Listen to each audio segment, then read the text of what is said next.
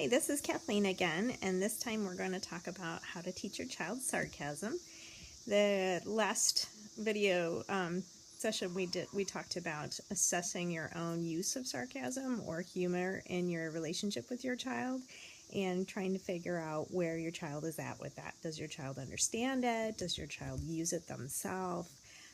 Does your child cope well when you do use it? And one of the other things that you might do at this point is check with the teachers and the child, him or herself, on how they're coping with their peers and any kind of perceived teasing. A lot of parents know this pretty quickly as their children start school and whether or not that their child can cope with any teasing at all. And a piece of that is going to be the senses of humor of other kids.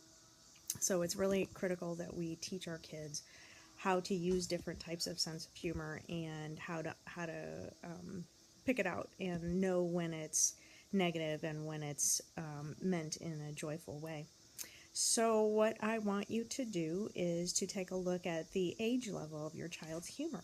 Is your child making jokes that are potty jokes? Is your child making jokes that are puns? A lot of our kiddos with autism spectrum disorder enjoy puns greatly, and that can be sort of like middle school humor, that age. Or is your child starting to use sarcasm themselves?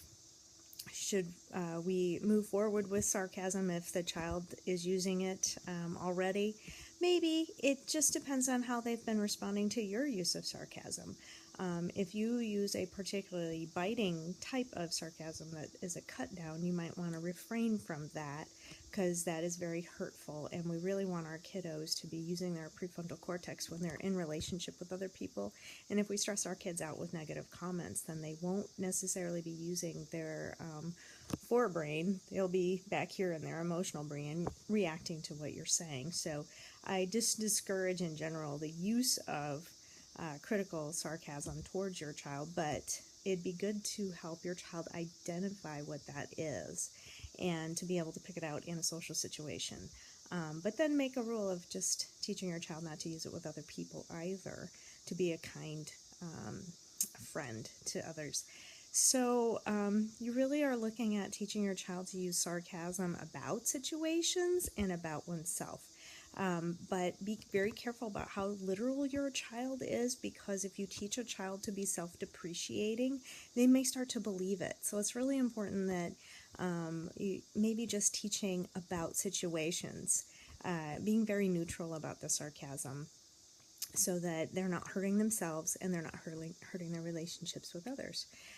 So again, this is another week of, just take a look at what your child's capable of. And then once you've kind of figured out what age they're at, if they're emotionally at age 4, you probably just want to stick with humor at age 4. But if they're getting older and they're in their middle school years emotionally and using some of that humor that is, puns, then you can start moving into some sarcasm.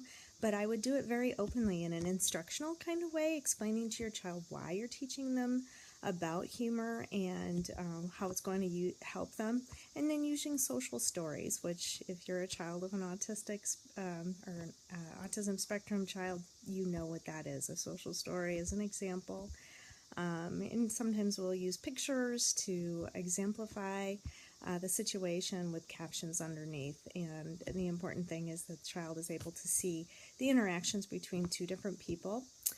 Puppet play is a great way to introduce jokes and social skills. It's a joyful way, but not all kids like puppets. Stuffed animals are a great way. That happened to be a big popular item in my home for many, many years, with these little beanie babies all over the place. And most of them are beanie horses. And those can be used to, play out different social stories as examples, and in a fun way where your child will be using their prefrontal cortex, because when you're having fun, that's pretty much where you are in your brain, and that's the part that makes good decisions and learns well. So using that kind of a tool will help your child learn different situations and be able to be more flexible as time goes on.